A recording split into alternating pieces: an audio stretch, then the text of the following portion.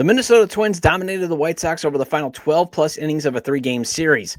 Let's discuss if that reaches the Sox helping a team get right or not on today's episode of Locked On White Sox.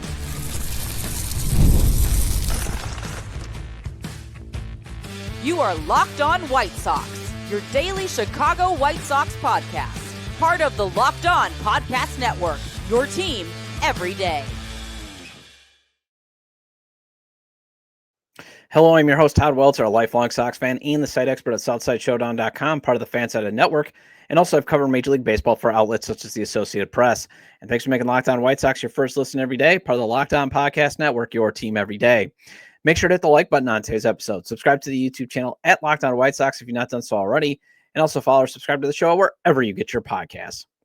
Well, through the first 14 and two-thirds innings of this series, the White Sox outscored the Twins 12-zip. Then for the rest of the series, it was all Twins. So let's discuss if this series loss reaches the levels of the Sox helping the Twins get right or not. Then the Sox moving out to Arlington Heights. Let's discuss the mayor-elect floating out the idea of the Sox joining the Bears out in the Chicago suburbs. And finally, can the outsiders just stop focusing on right field being empty?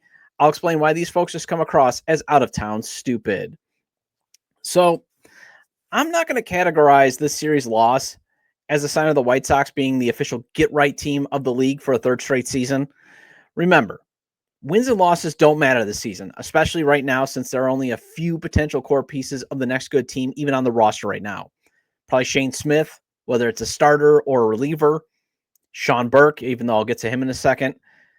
Maybe Jonathan Cannon in a bullpen role, because, again, if Noah Schultz, Hagen Smith, and Grant Taylor, realize the potential that we think they are going to realize their potential, it's probably going to force at some point one of these guys out, especially if they keep Davis Martin, although I think they trade him at the deadline just because you've already wasted, I think, you've already lost, I think, 3 years of club control or 2 years of club control, I think. So his clock is still, I think he's ARB eligible after this year, so I could see him getting traded if he puts up a good season.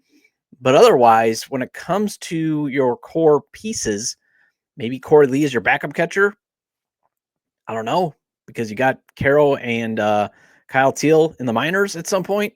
So there's just not a lot of core pieces here for the next good team. So that's another reason why, at least right now, wins and losses don't matter. But still, you would like to see, even when the kids like Chase Mydroth, Teal, and Caro show up this season, you get a sign of progress under Will Venable that this team isn't going to cure whatever the opposing team's ails have coming into a series. You just want to avoid being the official get-right team. If you're going to lose this year, it's because you gave a heck of a fight and you just lost because you were overmatched. That's what you would like to see, not what we saw last year where it was base running mistakes and errors and the bullpen just imploding. Kind of what we saw in this series towards the end. But for 14 and two-thirds innings, the White Sox kept the Twins coming off getting swept by the St. Louis Cardinals to open the series down. They threw them down to the mat in the first game, winning 9-0, kept them down, and then through 5 and two-thirds innings of Shane Smith's spectacular debut, they kept the Twins in a morbid state. But the bullpen obviously implodes with 2 outs in the top of the 6th that allow the Twins to get up off the mat. So the way I look at it, I don't think they officially gave the Twins the get-right series that they were looking for so early in the season, because in a way, they needed a get-right because, again, they looked so bad against St. Louis. They were limping in, and I talked about it on Monday's episode that they were limping in to the season with the injuries that they had. So they kind of needed they were probably thinking, hey, here's the White Sox. We beat them 12 times last year. We're going to get things right. And at least for 14 and two-thirds innings, that wasn't happening. But then 2 hanging sliders thrown by Sean Burke allowed the Sox to lose the series finale 6-1. So obviously doesn't sound like a get right, but you still lose the series. It just sounds like a couple of mistakes that happen. And it happens in baseball. Pitchers are going to hang sliders. But mixing the Sox bats, just getting overmatched by a very good pitcher in Pablo Lopez, because that's what happened yesterday. Sean Burke made a couple of mistakes. Pablo Lopez who, yes, he had a down season last year, is still a very good pitcher, and he just overmatched the White Sox bats. Because for the most part in the series, the Sox kept Carlos Correa down, whose slump got to 0 for 18 before he finally even hit a weak single. He needed a weak single to finally at least get his first hit of the year. And he even, when he hit it, he looked to the Twins clubhouse and he was like a relief, like a weight was lifted off his shoulders. But even then, he just kind of needed one of those little balls that get a hit where it's just out of Lenyn Sosa's reach. He just couldn't get to it. But, if it was hit maybe a little bit differently, variance, he's going 0 for 19, maybe 0 for 20. But he did get another double and a run. So maybe a couple of pitches by Sean Burke allowed him to feel better about himself. But for the most part, the Sox pitchers rendered him useless through most of the series. And eventually the Twins were bound to show up this season. You just hoped it wouldn't have been during those 3 games that the Sox just played. And again, through 14 2/3 innings, the White Sox outscored the Twins 12-zip. And that's the key stat of the series. That was flashed on the CHSN broadcast yesterday. The Sox scored the first 12 runs of the series. The Twins then scored the next 14 runs. They had 8 on, after 5 2/3 innings. That Shane Smith pitch, they score 8 runs on Tuesday, and they scored 6 runs yesterday. And baseball just sometimes shakes out that way sometimes, as the Sox, again, they scored just 1 run over the final 12 1/3 innings of the series. Now, the offense producing runs is going to be a challenge this season anyways. And you can tell right away, if this team doesn't get home runs early and often, it's going to be a challenge to score every night, because that's been the script that they've been following. And their 2 victories, they've hit home runs. They've jumped out early. They've gotten themselves feeling good. And that is how they've been scoring. But if they don't get those scores, if they don't get that lead early and often, or they're not hitting home runs, their margin for error is basically nil, because they just can't manufacture runs. They just are still struggling to get the guys that they want, getting the on-base guys, even though they signed a bunch of on-base guys in the offseason. Except for Mike Tauchman and Josh Rojas. They're on the injured list. Although Mike Tauchman will probably be back. I think they're giving him a few games in Charlotte, but he should be back probably by the end of the week, or probably by next week. I would say Monday. Wouldn't shock me if he's back.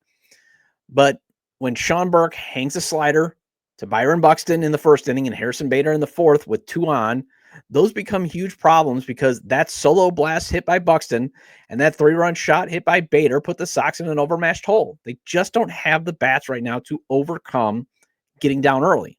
And by the way, Buxton, he now has 22 career home runs against the White Sox.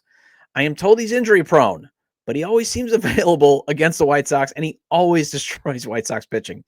And former host of the show, Sean Anderson of CHGO, he's got a tweet up under at Sean_W Anderson, going over just how no way the homer that Buxton hit went 446 feet.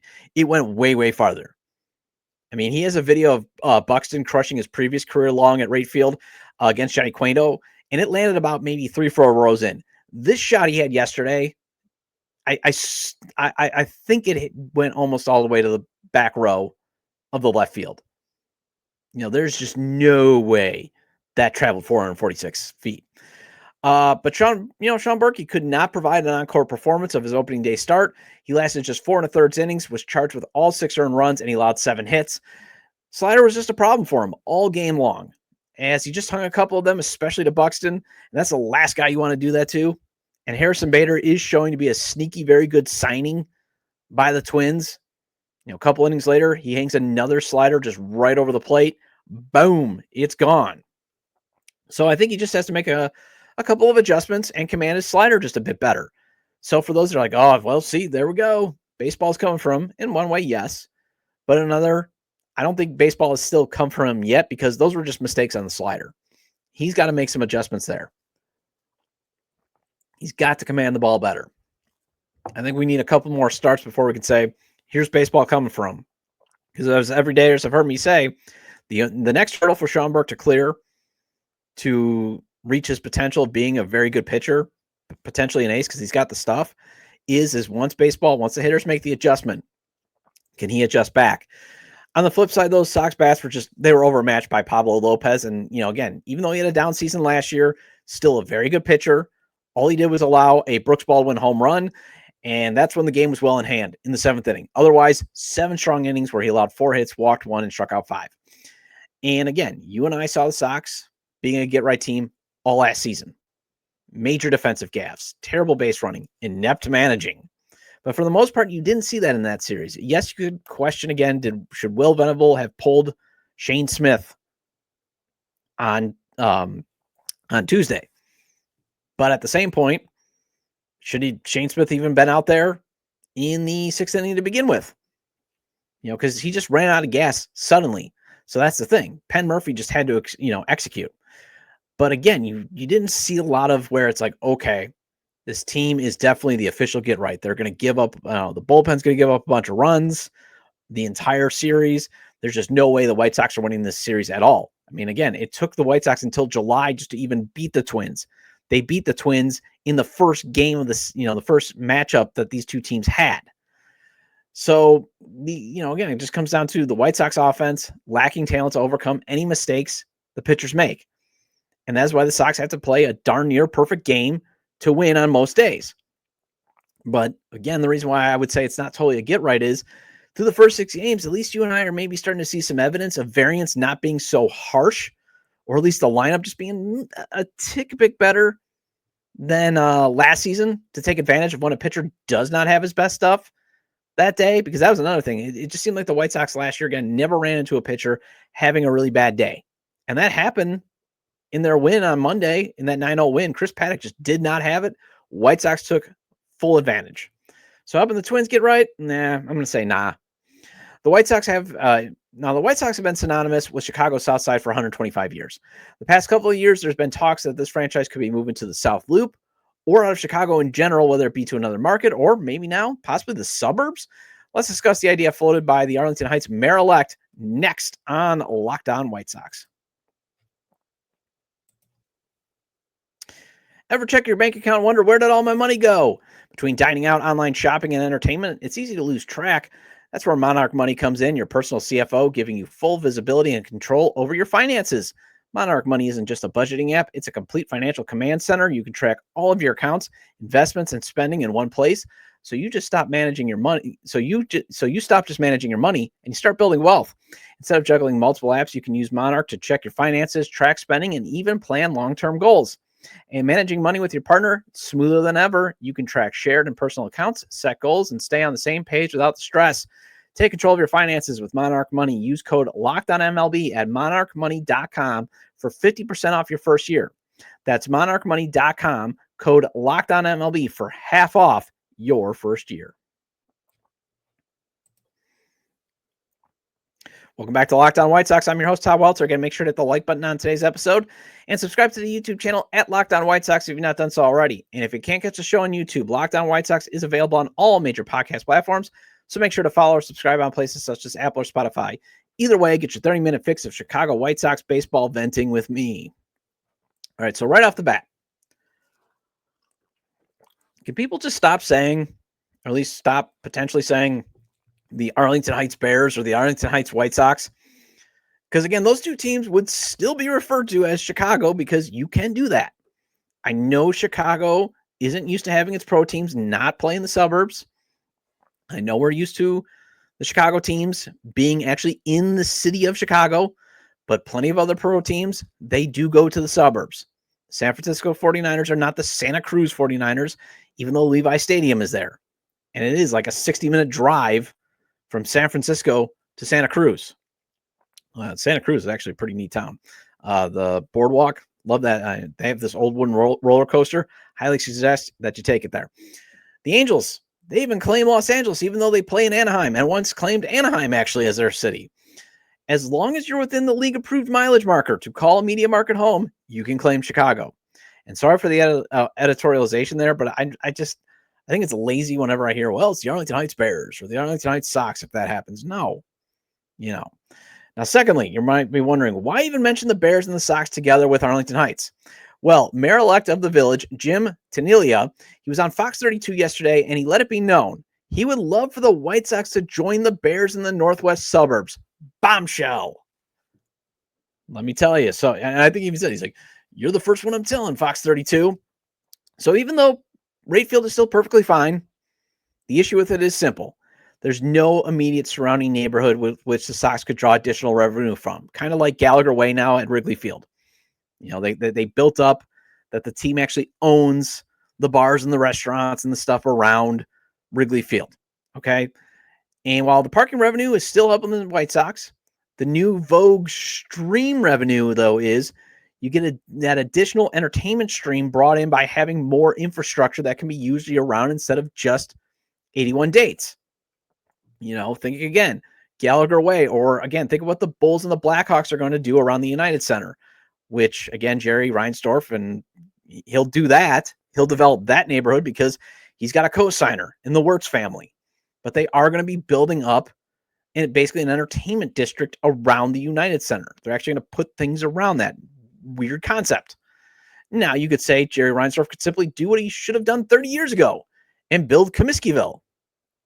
And that was the Armour Field Square, I think it was called Armour Field proposal, that they were going to build a stadium that was going to be kind of like Camden Yards. Jerry didn't want that. Jerry wanted still kind of a cookie cutter stadium. And he basically wanted the stadium to be the draw. And he wanted the parking revenue.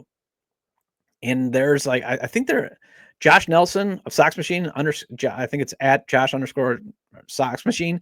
He retweeted, I think it was a couple days ago, somebody who covers the Pittsburgh Pirates did a very extensive deep dive into the Pirates' finances and showing that they're operating at a loss. And parking revenue is an interesting thing because he was saying, one of the things that Pittsburgh, since they don't have, PNC Park doesn't have a ton of parking, they're not drawing in the same revenue source, whereas say again, the White Sox can, or the Milwaukee Brewers, who the ballparks are surrounded by parking lots. Now, on the flip side, though, you look at, again, what could the Cubs be drawing in terms of finances, even though they're claiming poverty? And it's because, again, they have this neighborhood that they basically own, Gallagher Way. I know the Packers, they have, basically built, Titletown. They bought up all the land around Lambeau Field and created Titletown with, all these little other side stuff to draw in people when there's not a game. The Bucks are doing that too around Fiserv Forum. They're building a concert venue on the old plot of land at the Bradley Center. So that's kind of the new Vogue thing that you're doing. But he just, Jerry, he owns a team still. Hopefully Justin Ishbia buys it at some point. But he is deciding, instead of going, again, creating Comiskeyville at a perfectly still good rate field, he's deciding he just wants to go brand new for everything, with it from the stadium on down. And yeah, I think even if Justin Ishbia does end up buying the White Sox at some point, whether it's directly from Jerry or whether it's from his heirs, I think he probably wants to think of big picture too and see if he can get on developing that vacant land in the South Loop known as the 78, because that's where Jerry wants to build his new ballpark. However, this idea being floated on the Sox joining the Bears in Arlington Heights, it's an interesting one. It's an interesting idea. I mean, hey, shoot your shot, Arlington Heights. You've got this 324 acres of land that the Bears, again, Bears CEO Kevin Warren keeps talking about being the largest landowner, and it's in Arlington Heights, and it's a beautiful piece of land. So why not? I mean, there's plenty of land to spare on the site that the Bears own. I just don't think it's going to happen for a couple of reasons in terms of the White Sox joining the Bears out in Arlington Heights. First, the Bears own the entire 324 acres of land. So while there's, again, land to spare to hypothetically build a football stadium and a baseball stadium and still develop a whole bunch of stuff around it, I'm not seeing the Bears splitting the rest of that development pie with the White Sox. I just don't see them being like, oh yeah, 50-50. We're going to do it. No, I don't see them doing that. And while Arlington Heights is actually a great suburb location based on its accessibility on the Metro line, because the stop is literally right on the grounds, the Sox are just not a suburban drawing team. They're just not, at least not in the northwest suburbs. And I grew up in McHenry County. That's Cubs country. I'm one of the few crazies that was like, you know what? I'm going to rebel. Now, if you build it, they will come. And I believe, I think it's Lawrence Holmes has said a few times on 670 The Score that has said that, the Sox have their heat maps of showing, where their fan base is. And one of the heat maps says that they actually have a good following in Schaumburg. And that's basically right down 53. However, And granted, this is 11 years old. And I did the search, tried to find wherever I could find. The best I could find was 11 years old. The New York Times did a survey, and they used, obviously, Facebook, kind of who you like in terms of their methodology. But I got it up showing they don't have, again, they are not a suburban drawing team, the White Sox. The Sox basically own the south side of Chicago and a portion of the south burbs. The rest belongs to the Cubs. And again, if you build it, they will come. And I'm not saying Sox fans don't exist in the northwest suburbs, but there isn't a ton. So if you go to the South Loop, at least, and then for those watching on YouTube, I've got the map up there, at least you have a good portion of your fan base still there. The zip code that I have highlighted, that is the zip code where the 78 is on, compared to the zip code that I have showing on this, what is 60005. For those watching on YouTube, that is where the former Arlington racetrack is. And that's a lot of blue. And it would be bold for the Sox to go to the burbs and finally compete with the Cubs for attention. And you can scoff, but isn't that the part of trying when it comes to competition? Isn't that the part of competition? You try. And, I know I had the soundbite with Dan Hayes of The Athletic a couple days ago when he was on Future Sox, that basically, the Sox are viewed as a sleeping giant. But again, it goes back to, I just don't see the Bears being a willing partner to split the financial pie from the development, like Related Midwest, the 78's developer, who's been trying to develop that, Chicago's final neighborhood, hence the 78, for years.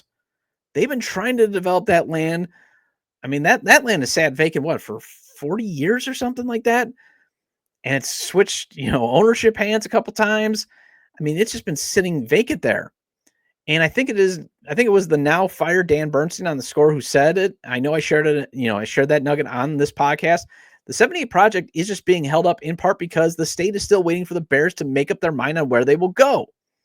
Once the Bears get their mind made up, whether it's still the long shot of going to the lakefront, staying there, or Arlington Heights, the Illinois state government has made it clear they will address the Bears and the Sox desire for new facilities on how the state would assist in that package. At the same time, they want both of them. They're not going to do for the Bears and then do another piece of legislation for the Sox. And it sounds like Governor Pritzker is only interested, and it sounds like pretty much all the lawmakers are only interested in infrastructure assistance like roads and sewers, things the public should consider potentially assisting even any business. Because again, the public would be using the widen exit ramp, say off of 53, or adding a fourth lane, 253, so people could access these new facilities or not get stuck in traffic, that type of stuff. Infrastructure costs too. If you want to disagree with me, hey, I believe in terms of when it comes to maybe helping out a business, when it comes to those infrastructures, like adding a road or an L stop, for example, if you built on the 78, it's my belief. First of all, it's my belief. So please don't go into the comments thinking you're going to change my mind, but I think it's an okay use of tax dollars because there's a public benefit. And it puts hardworking people who build things like roads and construction workers, and that puts them to work. That's how some of them get their work, And if you don't like my belief, agree to disagree. Because when it comes to any political discussion, unless you're putting your name on a ballot, all you and I can really do is vote or petition a local representative. The country would be a lot better if everyone was fine with realizing at the end of the day, any political discourse can only be settled at the ballot box, contacting the people who actually can make things happen. And even if route number 2 usually falls on deaf ears. Anyway, I want to get politics out of my sports here. So back to what I'm thinking. So I just think at the end of the day, the Bears will end up in Arlington Heights by themselves, and the Sox will end up at the 78 or developing one of the parking lots around the rate. Well, speaking of the rate, can the out-of-town stupid stop focusing on the crowd size or lack of crowd? Let's discuss the recent obsession of some national outlets regarding the Sox empty seats next on Locked On White Sox. Looking for a snack that's both delicious and nutritious? Crack into a good source of protein with Wonderful Pistachios. Wonderful Pistachios is one of the highest protein nuts. Each 1 ounce serving has 6 grams of protein, giving you over 10% of your daily value. Plus, they're packed with fiber and better for you unsaturated fats to help you keep feeling fuller longer. And I'm a huge fan of the no shells variety. It's a perfect grab and go snack for busy days. Huge fan of the roasted and salted no shells Wonderful Pistachios, as it's the perfect blend of roasted and salted that you get plenty of flavor, without getting thirsty that you need to down a gallon of water. Also, I love the honey roasted flavor as well. It tastes so good. And if you love cracking open every shell and that's for that satisfying crunch, the in-shell options are a classic favorite. Get snacking, get cracking with a snack that packs a protein punch. Visit wonderfulpistachios.com to learn more.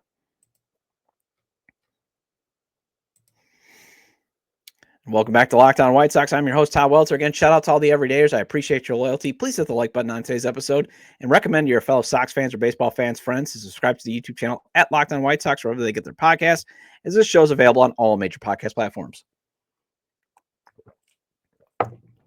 Sorry, 1 second. I had a little tickle in my throat there. All right, so last time I checked, the Chicago Cubs, they're drawing packed houses, and yet ownership refuses to spend at the Los Angeles Dodgers and New York Mets levels.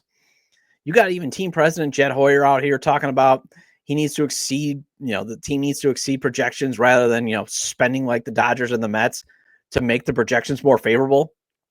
And also last time I checked, buying a ticket to a baseball game doesn't mean you get to take an at bat, get to throw a pitch. The ball players play the game. The fans watch the game. So I've never understood the obsession, especially with the Sox not being able to draw a crowd and how the haters love to point that out. I've never understood it. It's not like if you buy a ticket to Yankee Stadium, you get to take a shot at the, short right field porch. You're watching the game. And it used to be a Cubs fan thing to point out, oh, you guys don't draw, but fine. It's part of the fun rivalry banter. I've never, again, if any Cub fan stumbles upon this, I'm not taking a shot at the Cubs, because it's just part of the banter. Sox fans can always argue back that Wrigley is the world's biggest sports bar filled with fans who know nothing about the game. And again, it's just one of the things that Chicago Sox and Cubs fans do. It's our thing. It's our thing. And I'm fine with it because, again, it's within the confines of the Chicago baseball fan dynamic. It's our Cubs and Sox thing. What I don't like is out of town stupid, or at the very least taking a shot at the Sox and not, when you take the shot of, the Sox not drawing right now, not taking into account any of the background context. And remember, people, context matters. And you got places like Baseball Quotes on X, formerly Twitter, that has I think 200,000 followers, or Athlon Sports throwing out shade, or at least burying the context because, hey, the Sox can't draw. They're so bad. They lost 121 games. Nobody's going out to watch them. First, the Sox do draw when they're good. If they're bad, us Sox fans, we're not going. Or at least we're not going to go a lot because we don't want to blindly give the owner who has turned this relationship toxic back in 2021 our hard-earned dollars for a terrible product. And that's what we've gotten since 2022, a bad product. I mean, obviously, we'll still go to a game or two. You still get to watch professional baseball. You still, again, it's a toxic relationship, but you still love the team. You get to eat some great food. But unless the team is great, why spend money a lot for a terrible product unless you live close to the ballpark? Like from the 108 guys, they live in Bridgeport. They live right there. That's what, that's why they go. And they're fun and they provide, a lot of great content. But if you live out in, say, Aurora, do you want to drive a half hour all the time to watch the White Sox lose? No, you're going to go if they're good. And Sox fans have figured that out in 1995. And it's okay to have standards. And if you want to have the chicken and the egg conversation on if the team doesn't get fans to show up, can I have this money to spend? That's a different dynamic. That's a different diaspora there. But this is a franchise that lost 121 games and barely made any roster upgrades. So excuse us for not flocking on a workday to catch a division game. And also, Baseball Quotes screen grabbing in an empty park, or Athlon doing a write-up yesterday, completely ignored both games had rain delays. Okay? That's the context you're missing. That's the headline. You can go say, well, look, Major League Baseball team can't draw. Yeah, rain delay. It rained. Yesterday's game, in hindsight, probably should have been scrapped, especially since they lost 6-1. But a 3 hour and 21 minute delay because Jerry has to get that concession and parking money is one of the reasons why not many people were there. It was an announced paid attendance of 10,000. And Scott Merkin, if you want to go with the angle that Scott Merkin said, who probably realized, yeah, there ain't 10,000 here. There's probably enough for me to go around and talk to everyone. That's fine. because he actually was trying to talk to everyone who stuck around yesterday because he was trying to speak to the hardcore. Why are you here? Why are you, what's going on? He took that angle. But if you're going to throw up a headline, historic MLB team draws embarrassing home crowd for Wednesday divisional game and bury the rain delay 12 paragraphs down, then you're just furthering this out of town stupid. You're just furthering a narrative that, hey, I don't get. The Oakland A's didn't draw in part because the owner was so toxic and they were moving. It's not like we're like, oh, look at the A's. No, just everybody knew. A's fans were being abused. They weren't going to give Fisher their money. And if you want to cite people on social media trying to mock the crowd after seeing the empty seats on Byron Buxton's homer, then while hey, it's a good content idea, I actually get it. And I'm not going to, that's the other thing. I'm not throwing so much shade at Athlon. But just in, a critique here is throw the rain delay graph and say the second or third paragraph there. And now if this was a crowd on a Saturday night in June and they had a fan giveaway and nobody shows up, fine, publish it, comment on it, etc. But this was an April getaway game that got delayed by 3.5 hours. There's a lot of context as to why the team didn't draw beyond being awful for that one. Well, that wraps up this edition of Locked On White Sox. I'll be back tomorrow to discuss the upcoming series the Sox have against the Detroit Tigers. Feel free to leave comments about today's discussion regarding the Sox losing a series to the Twins, but avoiding being a get-right series for the Twinkies, the Sox possibly going out to Arlington Heights with the Bears, and the out-of-town stupid obsession with the Sox not drawing fans to the park. You can leave them at the episode page on YouTube, X, formerly Twitter, at ToddJDub or at Locked On Sox, or you can email me at LockedOnWhiteSox@gmail.com. Have a great day, and I will see you tomorrow.